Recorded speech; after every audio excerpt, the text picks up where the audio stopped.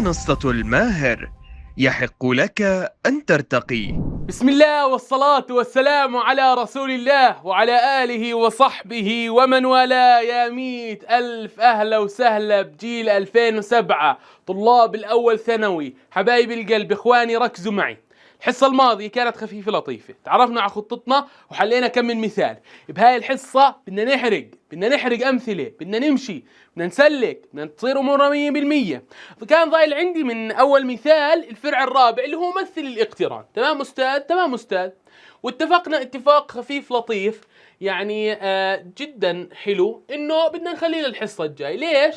لاني انا ما بدي اثقل عليك كثير. خلص افكار المره الماضيه كانت جميله، عرفنا شو يعني مجال، وذكرتك كيف اطول المجال عن طريق ايش؟ خط الاعداد، وكمان عرفنا كيف نعوض امورنا لوز، تعرفنا على الاقتران المتشعب، امورنا 100%. روقان الروقان. اجى الوقت، يا سلام عليك، اجى الوقت يا صديقي العزيز اللي اتعلم كيف امثل الاقتران بيانيا وكيف احدد مدى. استاذ الامر بسيط جدا جدا جدا جدا جدا جدا جدا جدا جدا، سهل جدا جدا جدا جدا جدا جدا جدا. ركز معي حبه حبه بالمحبه. استاذ اولا بدي اتعلم كيف ايش؟ كيف ارسم الاقتران، يعني امثله بيانيا. بقول لك بدي بس اذكرك بمجموعه ملاحظات كيف كنا نرسم الاقترانات. اولا كنا يا صديقي العزيز نختار قيم x، هاي أول خطوة. الخطوة الثانية نعوضها. الخطوة الثالثة نحدد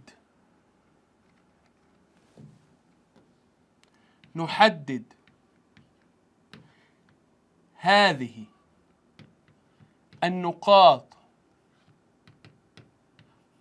على الرسم. ماله اللوح حردان. نحدد هذه النقاط على الرسم ونصل بينها.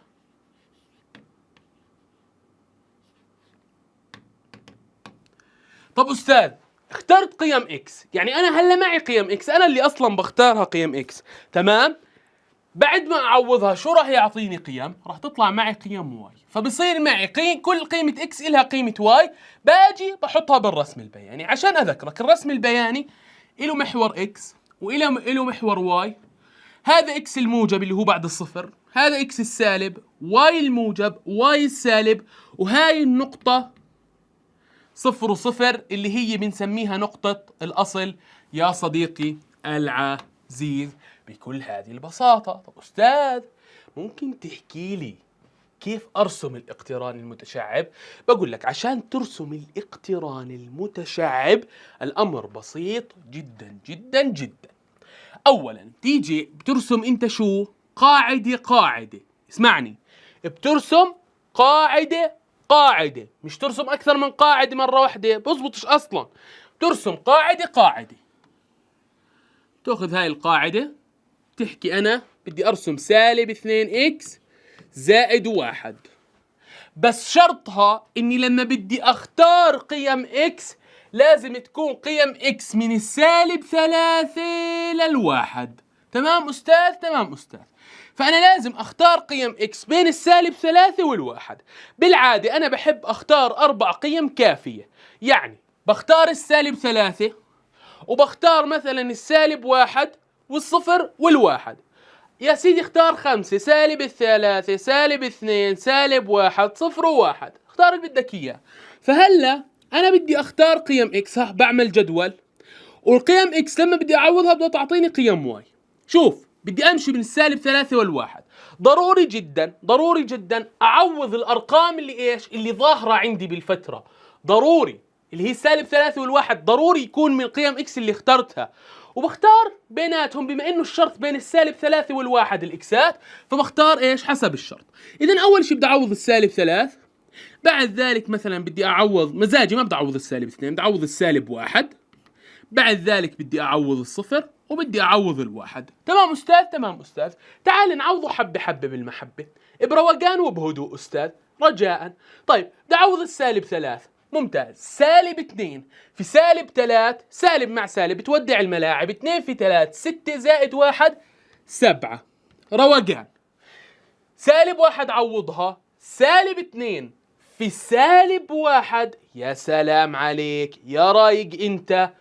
2 زائد 1 3. طب عوض لي الصفر. 2 سالب 2 في الصفر صفر، صفر زائد 1 1. كم بده يوقع القلم؟ لحقناه. طيب 1 يلا عوض الواحد. سالب 2 في 1. يا سلام. سالب 2 زائد 1 سالب 1. إذا إيش؟ هاي النقاط اللي معي تعال بدي أحددها على الرسم. تمام أستاذ؟ تمام أستاذ. يلا نحددها على الرسم، وانتبه لإيش؟ لأطراف هاي الفترة، يعني السالب 3 والواحد بدك تنتبه لهم وانت بترسم فيهم، هلا بقول لك كيف بدك تنتبه لهم. يلا نحددها حبة حبة. روق معي وركز معي. السالب 3 خليني أقعد أحدد أول شيء النقاط على الرسم. تعال أحدد النقاط على الرسم. تمام أستاذ؟ يلا. أول شيء عندي هاي الواحد، هاي 2، هاي أرفع الرسم حبة، هاي 3، هاي 4، هاي 5، هاي 6، هاي درجته يعني 7 8 9 10. عندك هاي السالب 1 سالب 2 سالب 3 سالب 4 سالب 5 سالب 6 سالب 7 سالب 8 سالب 9 وسالب 10. تمام جدا. 1 2 3 4 5 6 7 8 9 10 وسالب 1. عفوا خليني أحددها أفضل. بلاش دقيقة بس. ممتاز جدا. خليني أحددها أفضل. تعال هنا. هي سالب 1 سالب 2 سالب 3 سالب 4 سالب 5 سالب 6 سالب 7 سالب 8 سالب 9 وسالب 10. أموري لوز لهلا. أنا بدي هاي الأرقام. أول نقطة معي يا صديقي العزيز، أول نقطة معي يا صديقي العزيز. طب أستاذ بلاحظ إنه أول نقطة معي هي السالب 3 بالإكسات والسبعة بالواي. هاي السالب 3 في الإكسات بدي أطلع للسبعة بالواي، هتيجي هون بحدد النقطة. جميل جدا. بعدين السالب 1 مع الثلاثة، هاي السالب 1 وبدي أطلع للثلاثة، هاي النقطة اللي بعدها. طب أستاذ الصفر والواحد، هاي الصفر بالإكسات وهاي الواحد بالواي. ممتاز. الواحد والسالب 1، هاي الواحد بالإكسات وهاي السالب 1 بالواي، فبتيجي النقطة هون. ممتاز جدا. بعد هيك أستاذ بدي أوصل بيناتهم بخط يا صديقي العزيز. باجي بمسك خط وبوصل بيناتهم. وصلت بالخط الله يعطيني العافية. ظل عندي مهمة واحدة. السالب 3 زي ما بلاحظ هاي النقطة اللي عندها لازم تكون أستاذ مغلقة، دويرة مغلقة، لأنه عندها مساواة. هي بكل هذه البساطة. أما الواحد، هاي نقطتها لازم تكون دويرة مفتوحة. بدي إيش أخليها دويرة مفتوحة يا صديقي العزيز. تعالي هون، هاي بدي أغيرها وأخليها إيش دويرة مفتوحة. يلا هاي أحلى دويرة مفتوحة. بس هيك رسمت أول قاعدة. هيها أول قاعدة رسمتها. بدي أرسم هلا قاعدة إكس تربيع. بكل هذه البساطة بدي أجي أرسم قاعدة إكس تربيع. باجيها خليني أكبر والله حب الخط، خليه 1.8. ممتاز. أيوة بالضبط. شكرا.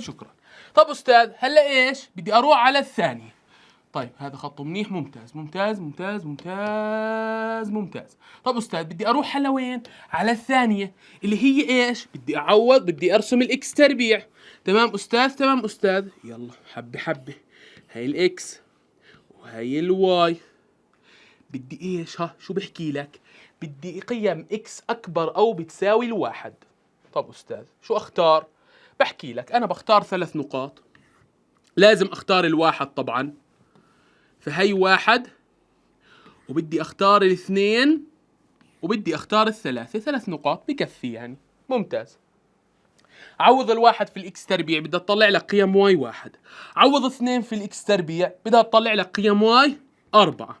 عوض 3 في الإكس تربيع بدها تعطيك 9. بكل هذه البساطة والسلاسة يا حبي. طيب أستاذ حلو الكلام، بدنا إيش؟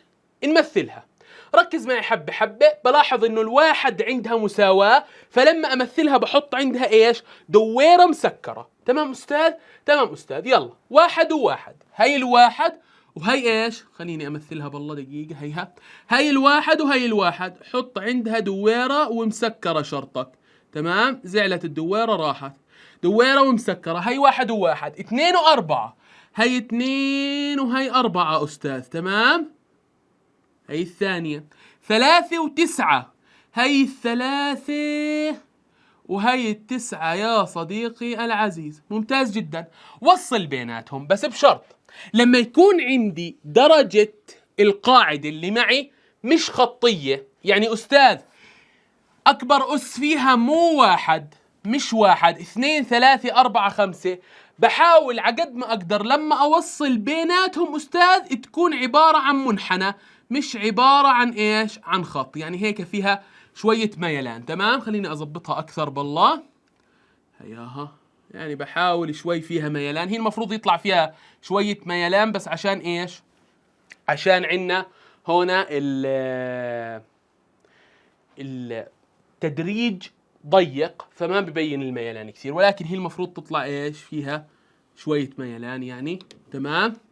هي هيك يعني. خلينا نفترض زي هيك. ها يعني راح يطلع فيها شوية ميلان تمر بهذا الخط هيك، يعني بده يطلع فيها ميلان هيك يعني، تيجي زي هيك. تمام؟ تمام. بس لازم عشان الرسم البياني يكون أكبر من هيك بكثير عشان يبين هذا الحكي. طب أستاذ عندك ملاحظة كمان؟ بقول لك ما دام إكس أكبر أو تساوي 1، الطرف هذا شو أعمل فيه؟ شوف، ما دام أنت عندك الطرف مفتوح، يعني ببساطة رايح لما لا نهاية. ما هي الواحد إكس أكبر أو يساوي 1، بتروح إيش الإكسات؟ لما لا نهاية. فأي إشي أكبر أو أصغر دايما نهايته بيكون في سهم. تمام أستاذ؟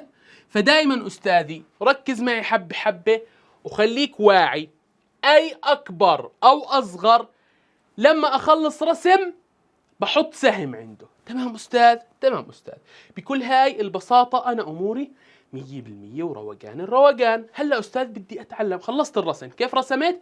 مسكت كل وحدة، طبقت شروطها، وحسب شروطها اخترت قيم إكس وعوضت فيها، وعرفت اللي عنده مساواة مظلل، واللي عنده مش ما عنده مساواة بحط عنده دائرة مفتوحة. أنا بحب أسميها حلقات. تمام؟ بعدين بعوض هاي. أستاذ لو عندي أكبر أو يساوي، أصغر أو يساوي، أكبر أو أصغر، دائما نهاية الرسمة بيكون في عندها سهم. تمام؟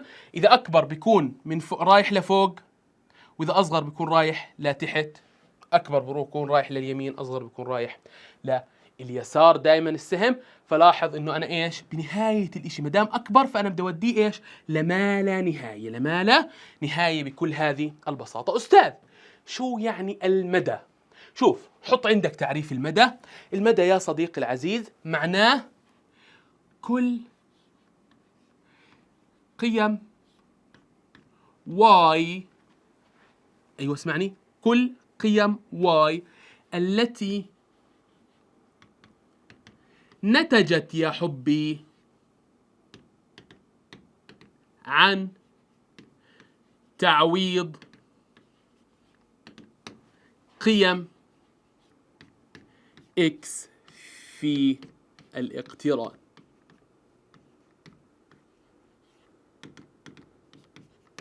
طب أستاذ كيف أحدد المدى من الرسم؟ هلا بتقدر أنت تحدده جبريا يعني حسابيا من الاقتران، بس أنا ما بفضل أستاذ، أنا بفضل دائما تحدده من الرسم. هو طالب منك إنك تحدد المدى من الرسم. صلي على رسول الله. إحنا حكينا عنه قيم واي، فدائما بدي أعلمك هلا تحدد المدى من الرسم وتحدد المجال من الرسم عشان تتعود دائما. تمام؟ تمام. يلا بسم الله أستاذ.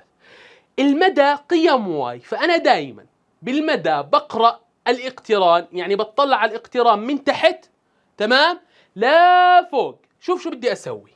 بدي امشي من تحت لفوق. اول قيمة واي خبطت فيها -1، فاذا ايش بكتب له؟ المدى من -1 لوين ظلوا ماشي المدى؟ بشوف بكمل، ظلوا ماشي المدى معي آخر نقطة خبطت فيها. شوف أنا بشوف أول نقطة خبطت فيها وأنا ماشي من تحت، لأنه أنا بشوف قيم واي، فقيم واي هيها بمشي أول نقطة خبطت فيها على الواي برجع للوايات -1. طب أستاذ آخر نقطة خبطت فيها، آخر نقطة خبطت فيها إذا آخر إشي خبطت فيه سهم معناها أنا رايح لوين بالوايات؟ رايح لما لا نهاية. فإذا أنا رايح لما لا نهاية. برجع بشوف هل -1 النقطة عندها مفتوحة ولا مغلقة؟ بتقول لي مدام عندي دويرة وفاضية معناها مفتوحة. طب والما لا نهاية؟ الما لا نهاية والسالب ما لا نهاية دايما مفتوحات. طب أستاذ حكيت لي فوق المدى، بدك تعلمني كيف ايش اطول المجال. احنا طلعناه اصلا الحصة الماضية اللي هو من -3 مغلقة لما لا نهاية. بس تعال اعلمك على ايش؟ على الرسم. هاي المجال، يلا المجال، عيش قديش ينبت الحشيش يا حبي. تمام أستاذ، هسا المدى قيم واي فأنا بمشي من تحت لفوق، بس المجال قيم اكس فأنا بمشي من اليسار لليمين بقرأه. فبتفرج بمشي أول إشي خبطت فيه هاي، صح؟ فبشوف هيها قيم اكس، ما انا حكيت المجال هي كل قيم اكس. عندي -3، هي ايش؟ عندي -3. طب استاذ لوين كملت؟ بضل ماشي لحد ما اخبط باخر نقطة. مشيت لقيت اني خبطت بسهم. مدام خبطت في سهم يعني السهم هذا رايح لوين؟ للما لا نهاية. حيظل مكمل للما لا نهاية، راح اظل ماشي عبين ما يغطي كل الاكسات بالما لا نهاية. فببساطة استاذ المجال هنا رايح للما لا نهاية. طب استاذ -3 عندي ايش؟ دويرة بس مصمطة يعني معبية، يعني هذه مغلقة، والما لا نهاية دايما مفتوحة. فاذا علمتك كيف تحدد المدى. المدى هي قيم واي، بدي اكتب لك هنا قيم واي، وهاي قيم اكس، هاي من تحت لفوق، وهاي من اليسار لليمين. تمام أستاذي؟ تمام يا حبي. يلا نكمل. عرفت كيف أرسم؟ بمسك قاعدة وبرسمها، بحط لها جدول حسب شروطها، بختار قيم إكس بعوضهم، وبعد ذلك بوصل بيناتهم. رسمت المدى قيم واي، مدامها قيم واي إذا بدي أمشي من تحت لفوق، يعني بدي أمشي على محور واي. تمام؟ المجال مدامها قيم اكس بمشي على محور اكس من اليسار لليمين، من سالب ما نهاية لما نهاية. اول ما اخبط بشيء باخذه معي، باخذ اول اشي بخبط فيه واخر اشي بخبط فيه، وبشوف انا عندي المجال وبشوف عندي المدى يا صديقي العزيز. وننتقل للسؤال اللي بعده. سؤال اتحقق من فهمي استاذ اللي عندنا في الكتاب بكل بساطة. شوف شو طالب منك يا حبي. بحكي لك يا صديقي العزيز، خلينا نقرأها أولا. بقول لك اف الاكس تساوي القاعدة الأولى 3x زائد 2، تأخذ كل قيم x اللي أقل من 2، يعني من 2 1 0 -1 -2 -3 -4 لا سالب ما لا نهاية. عندك ايش؟ القاعدة 5 لما الاكس بتساوي الاثنين، يعني هاي شرطها إذا إكس بتساوي 2 بعوض هون. طب أستاذ إذا الإكس أكبر من 2، يعني 2 بدون 2 عفوا 3 4 5 6 7 8 9 10 2.5 4.5، أي شيء فوق الاثنين بعوضه هون. تمام أستاذ. حدد المجال. بقدر أحدد المجال من هون. قلت لك دائما لما بدي أحدد المجال برواق وبهدوء أستاذ، باجي بحط خط أعداد. يلا نحط خط أعداد رجاء. أحلى خط أعداد لعيون طلابي الحلوين. طب أستاذ أنا عندي إيش؟ الاثنين. هي الاثنين أستاذ، هي ياي خط الأعداد إيش؟ بختفي. خجل من جمالكم. رجع أستاذ، رجع. أيوة. طيب هاي الاثنين أستاذي. طيب بلاحظ أستاذ إنه أصلا ما عندي أي رقم موجود أو ظاهر عندي غير الاثنين، فبحط الاثنين على خط الأعداد وببلش أدرس فيه. طب أستاذ بلاحظ إنه أول إشي قال لك أنا كاقتران بقدر أخذ أي شيء أقل من الاثنين. طبعا هي من سالب ما لا نهاية، وهي يا صديقي العزيز الما لا نهاية. تمام؟ فهو ايش بحكي لك؟ أنا بقدر آخذ أي شيء أقل من الاثنين، فبإيش؟ من سالب ما لا نهاية الاثنين باخذه، وباخذ كمان نفس الاثنين، هي الشرط الثاني، فباخذ كمان نفس الاثنين أستاذ، وكمان باخذ الإكس كل الإكسات اللي أكبر من الاثنين، فكمان باخذ إيش؟ أي شيء أكبر من الاثنين لما لا نهاية. فبلاحظ إنه إيش؟ الاقتران مجاله كامل غطى كل إشي، غطى كل إشي على خط الأعداد، فمجالي بقدر أعوض من سالب ما لا نهاية لما لا نهاية. جرب أي رقم بحياتك بتقدر تعوضه داخل هذا الاقتران، ما عندك أي مشكلة، عكس الاقتران اللي قبل شوي حكينا عنه كان مجاله من 3 لما لا نهاية، فلو بدي أعوض 2 ما بقدر أعوض فيه، شروطه ما بتسمح لي، بس هذا شروطه بتسمح لي أعوض أي إشي. فإذا المجال باجي بكتب له المجال هو من سالب ما لا نهاية للما لا نهاية، أو بطريقة أخرى في عنا مجموعة أعداد اسمها مجموعة الأعداد الحقيقية، هي عبارة عن كل الأرقام بحياتي اللي هي فعلا من سالب ما لا نهاية لما لا نهاية، أو بكتب له المجال هو مجموعة الأعداد الحقيقية. أستاذ إلها رمز هاي؟ بقول لك إلها رمز، حلو تعرفه، حلو تتعلمه أستاذي حبيبي، اللي هي هاي، هذه الآر هي رمزها. تمام أستاذ؟ آر جنبها هيك خط صغير. بكل هذه البساطة مجاله من سالب ما لا نهاية. من وين بحدد المجال؟ من الشروط، لأنه المجال هو كل قيم إكس اللي أنا بستطيع أعوضها داخل الاقتران. انتبه، إذا بتحضرني هلا ومش شايف الجزء الأول ضاع عليك شرح مرتب فصلنا فيه كل إشي بنحله هون. طب أستاذ، جد قيمة كل من اف الخمسة واف الاثنين، اف الخمسة واف الاثنين. طب أستاذ يلا بسم الله الرحمن الرحيم. اف الخمسة يعني أنا بدي إيش؟ أعوض الخمسة داخل الاقتران، فبدي أشوف الخمسة بتحقق أي شرط. هل الخمسة أقل من الاثنين؟ لا. هل الخمسة بتساوي 2؟ لا. هل الخمسة أكبر من 2؟ فبعوضها ب 2x ناقص 1. إذا هذه بدي أعوضها وين؟ في 2x ناقص 1. 2 في 5 يا سلام عليك، 10 ناقص 1 9. ممتاز جدا. طب أستاذ اف الاثنين، بسأل نفسي هل الاثنين أقل من الاثنين؟ لا. طب هل الاثنين بتساوي الاثنين؟ فبعوض هون. طب أستاذ هون ما في إكسات أعوض فيها، خلص جوابي 5. هي جوابي 5 بكل هذه البساطة. فإف الاثنين بتساوي 5، ما أنت ما في إكسات تعوض فيها، لو عوضت فيها مليون راح تطلع 5. تمام أستاذ؟ تمام أستاذ. طب أستاذ لو طلبت منك إف الواحد، تيجي بتحكي لي هي إضافي من عندي، إف الواحد، هل الواحد أقل من الاثنين؟ بتقول لي فبعوضه ب3x زائد 2. تمام؟ فهي مثلا إف الواحد هي إضافية أستاذ، تمام؟ بتعوضها وين؟ هي ب3x زائد 2. هاي بتعوضها ب3x زائد 2. طب أستاذ 3 في 1 3 زائد 2 5. بكل هذه البساطة يا صديقي العزيز، وبكل هذا الروقان. طيب أستاذ، أمثل الاقتران بيانيا وأحدد مداه. طب أستاذ تعال نكتب الاقتران هنا. اف الاكس بيساوي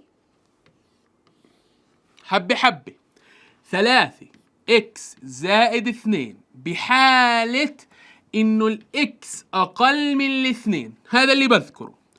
و5 بحالة إنه الإكس بتساوي الاثنين. و 2x زائد 1 ولا ناقص 1؟ ناقص 1. 2x ناقص 1 بحالة إنه الإكس أكبر من الاثنين. تمام؟ فبدي أرسم إيش؟ واحدة منهم. بدي أرسم واحدة منهم بكل هذه البساطة. عندي هون رسم بياني بدي أرسم فيه. طيب أول شيء بدي أرسم إيش؟ 3x زائد 2. 3x زائد 2. يلا تعال نرسم 3x زائد 2. بدي أحط جدول x و y عشان أذكرك هاي كانت x أقل من الاثنين، فلازم أختار 2 و3 أعداد أقل منها لنفترض. يعني ممكن أختار -1 والصفر والواحد والاثنين، مهم أخذ الاثنين معي. يعني الأرقام اللي ظاهرة معي داخل الفترة لازم أخذها، وبأخذ أرقام جوا الفترة. فأنا بدي إيش؟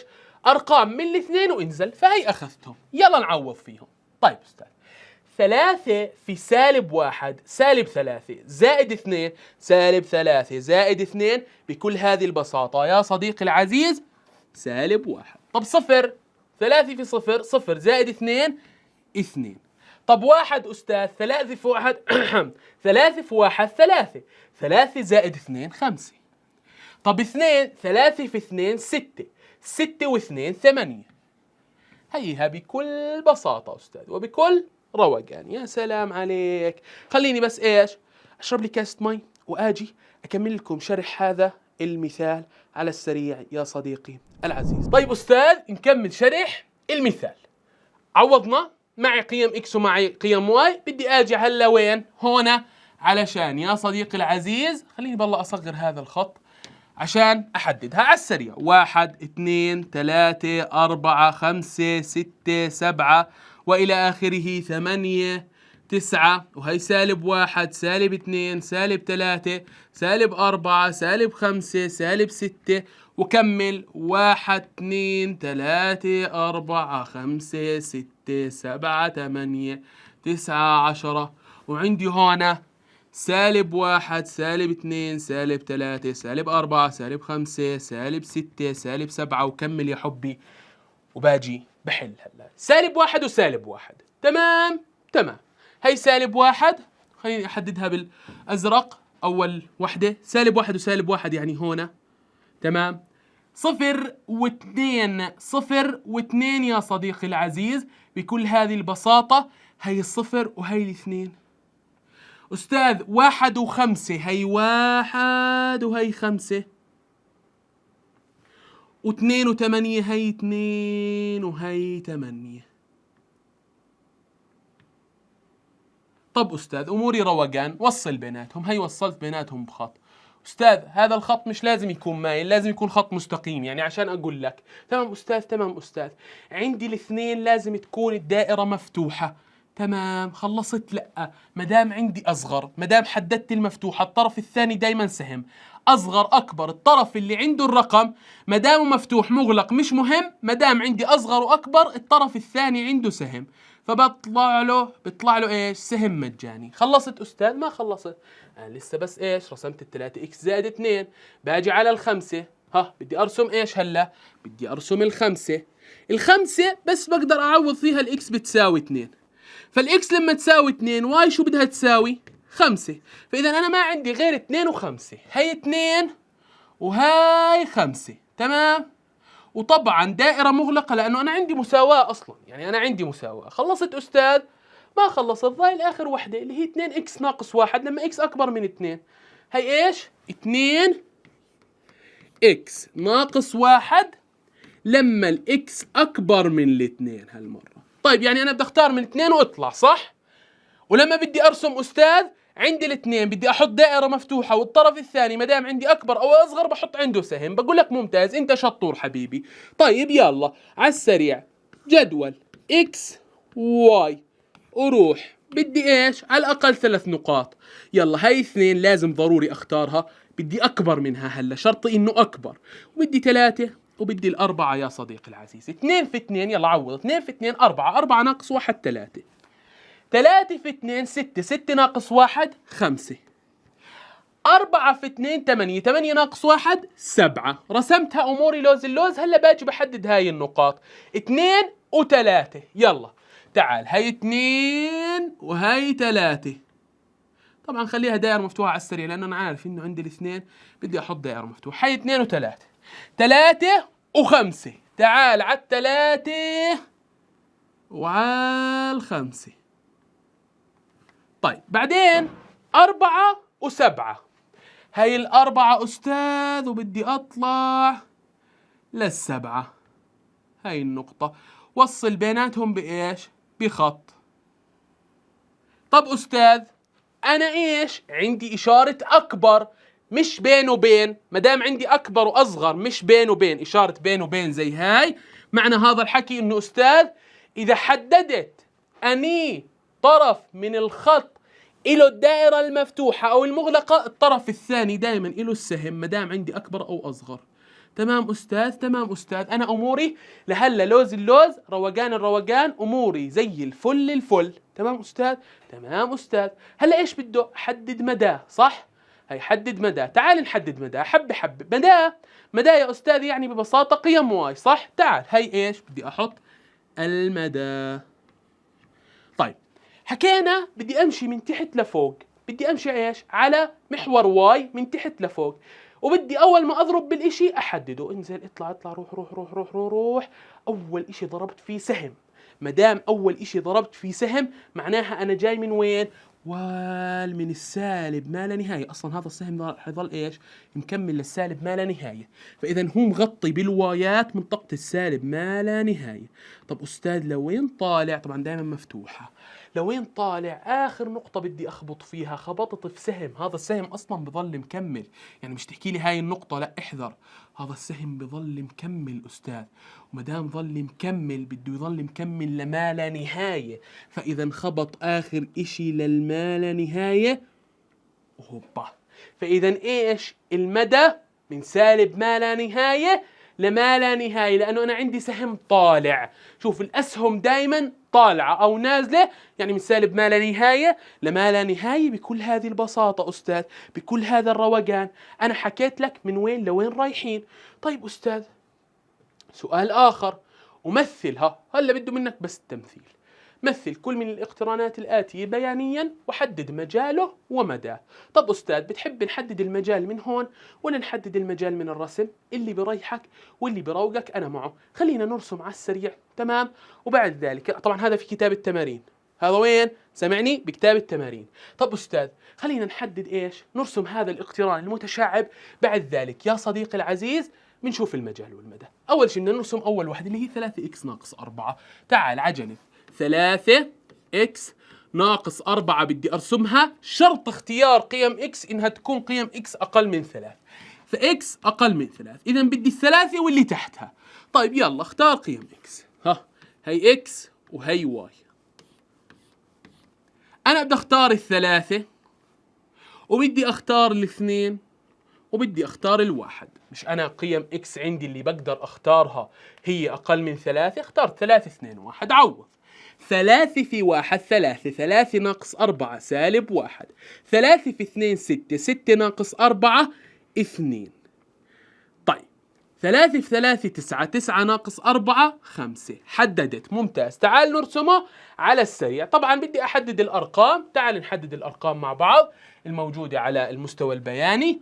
1 2 3 4 5 6 7 بكفي.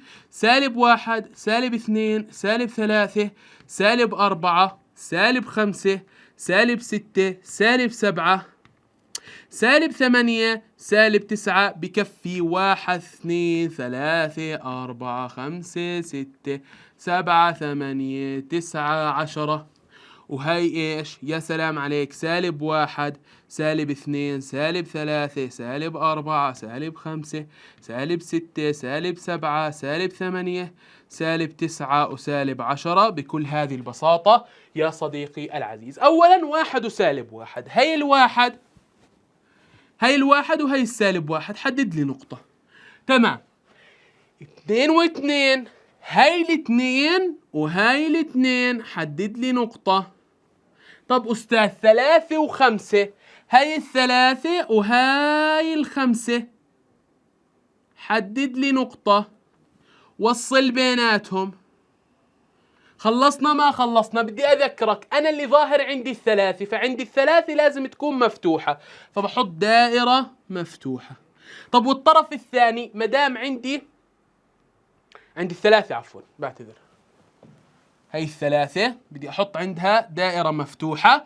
تمام أستاذ، حطيت عندي الثلاثة دائرة مفتوحة. الطرف الثاني لازم أحط عنده سهم، لأنه أنا عندي أصغر، عندي إيش؟ أصغر، فحطيت عنده سهم. تمام أستاذ؟ تمام أستاذ. إذا إيش اللي مبين عندي؟ الثلاثة حطيت عندها دوائر مفتوحة، بما إنه ما عنديش مساواة. الطرف الثاني شو أسوي فيه؟ إذا كان عندي أصغر أو أكبر، الطرف الثاني دائما عبارة عن سهم. أستاذ شكرا إلك. الثاني اللي بعده. طب أستاذ أمر بسيط جدا. إكس زائد 3 وشرطه إنه إيش؟ الإكس أكبر أو تساوي 3. جميل جدا. يلا هي إكس وهي واي، روح عليهم. هي 3 وبدي أختار قيم أكبر منها. هي 4 وهي 5 يا سيدي. طيب 3 زائد 3 6، 4 زائد 3 7، و5 زائد 3 8. يلا تعال نعوضهم على السريع يا صديقي العزيز. 3 و6، هي 3 وروح لل6. طيب 4 و7، هي 4 وروح لل7 تقريبا بدها تيجي هون. و5 و8، هي 5 وهي 8 يا صديقي العزيز. وصل بيناتهم بخط. وصلت بيناتهم بخط، الله يعطيك العافية. عندي 3 بدي دائرة مغلقة، الله يرضى لي عنك لا تنسى. تمام أستاذ؟ تمام أستاذ، بارك الله فيك، بشكر حضرتك. شغلنا لهلأ نضيفه 100% يعني على الليبرا أستاذ. على إيش؟ على الليبرا. بشكر حضرتك. طب أستاذ هلأ إيش؟ باجي على السريع. مدام عندي إيش؟ أكبر أو يساوي، الطرف الثاني بيكون عنده إيش؟ بيكون عنده أحلى سهم. إيش؟ أحلى سهم بالحياة يا صديقي العزيز. روقان روقان يا أستاذ. هلا بحدد إيش؟ مجالي ومداي. مبدئيا أستاذ المجال عندي بدي أمشي من وين لوين؟ باجي بطلع بحكي إيش؟ بدي أمشي تك تك تك تك تك تك تك. خبطت أول إشي بسهم، فإذا المجال يا صديقي العزيز من سالب ما لا نهاية. مدام خبطت أول إشي بسهم بدي أشوف آخر إشي شو خبطت فيه. يا سلام عليك، خبطت آخر إشي يا صديقي العزيز كمان بسهم لما لا نهاية. هي مجالي غطى كل الأرقام، أموري بسليم السليم. طب أستاذ مداي شو بيغطي؟ بتطلع على المدى. تعال على السريع المدى. طيب باجي بحكي أنا بمشي من تحت. خبطت أول إشي بالسالب ما لا نهاية، هي سالب ما لا نهاية. كملت كملت كملت كملت كملت، لاحظت إنه في عندي هون انقطاع، في عندي هون انقطاع. فإذا أنا إيش؟ وصلت لعندي الخمسة. شوف لاحظ، وصلت لعندي الخمسة وانقطع.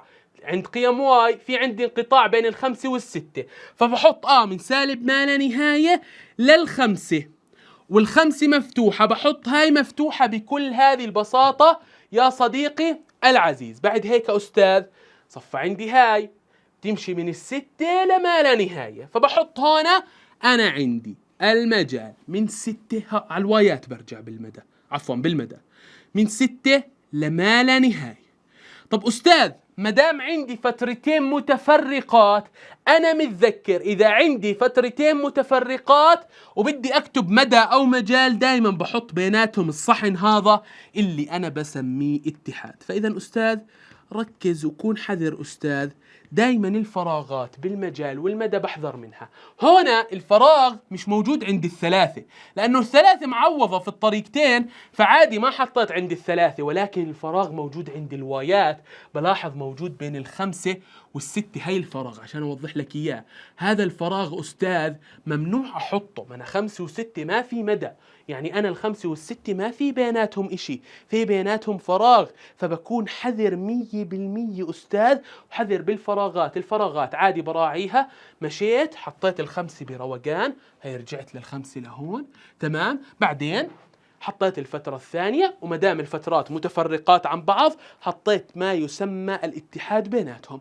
بس بكل هذا الروقان وبكل هاي البساطة بكون حليت هذا السؤال، وبنتقل على اللي بعده. طيران.